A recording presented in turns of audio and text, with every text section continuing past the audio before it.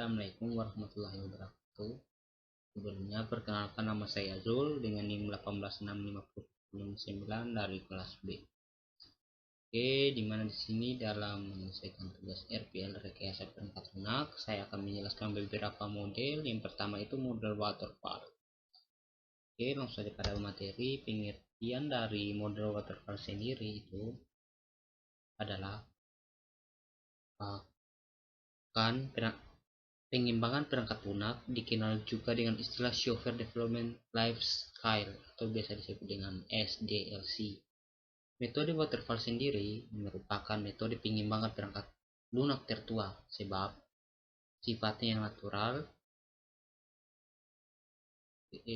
Selanjutnya, metode waterfall sendiri, pendekatan SDLC paling awal yang digunakan untuk pengimbangan perangkat lunak. Urutan dalam metode waterfall bersifat serial yang dimulai dari proses perencanaan, analisa, desain, implementasi pada sistem. Selanjutnya, oke, sini tahapan-tahapan model waterfall sendiri itu telah dijelaskan di sini, yaitu proses perencanaan, planning, analisa, modeling, desain, construction, implementasi pada sistem development pembuatan. Ini communication, planning, modeling, construction, development. Oke, saya kira pada bagian tahapan ini sudah jelas ya. Oke, dimana dalam model waterfall sendiri itu memiliki beberapa kelebihan dan kekurangan. Mana kelebihan dari model waterfall sendiri ini kita lihat, kelebihan menggunakan metode air terjun atau waterfall adalah metode ini memungkinkan departementasi dan kontrol.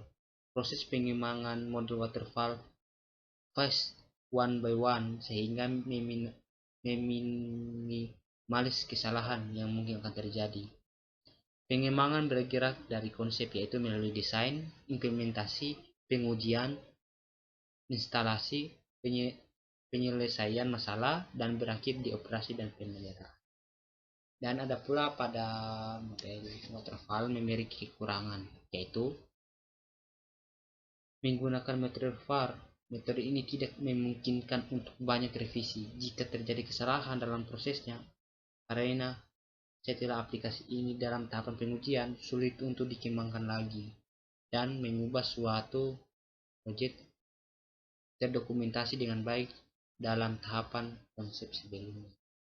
Itu kelebihan dan kekurangan. Oke, ini terapan metode waterfall dalam perencanaan sistem implementasi aplikasi bantuan sosial berbasis Android. Abstraknya, pengembangan teknologi seluler yang bersifat besar kurang diimbangi dengan konsep aplikasi yang bermanfaat bagi pemerintah untuk masyarakat.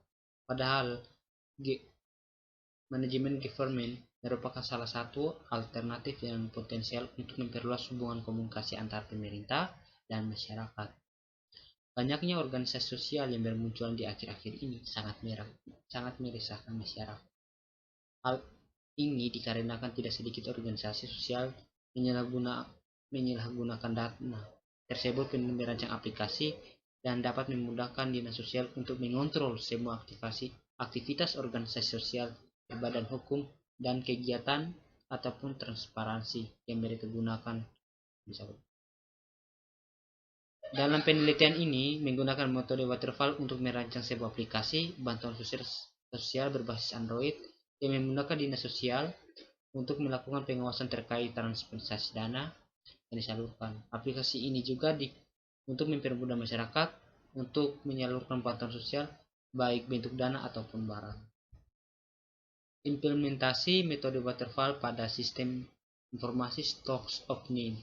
Abstraknya yaitu pengembangan teknologi merubah sistem manajemen semula dilakukan secara manual menjadi terkomputerisasi.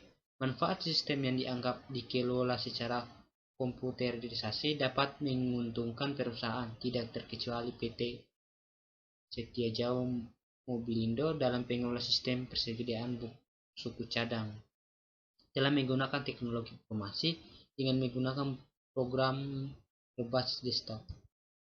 Namun, masih terdapat kendala pada sistem berjalan. Di antaranya adalah belum tersedianya program untuk melakukan stock name, sehingga menyulitkan untuk melihat bagaimana barang di gudang dengan data pada database. Belum adanya program untuk melihat alur keluar pembuatan kesulitan mencari barang, transaksi berdasarkan pembahasan di atas. Maka penelitian ini memberikan solusi dengan memperbaiki program dengan waterfall, mulai dari analisis kebutuhan, perangkat lunak, perancangan, encoding, dan hingga pengujian. Ini itu saja yang dapat saya paparkan dari metode waterfall. Kurang lebih mohon dimaafkan. Assalamualaikum warahmatullahi wabarakatuh.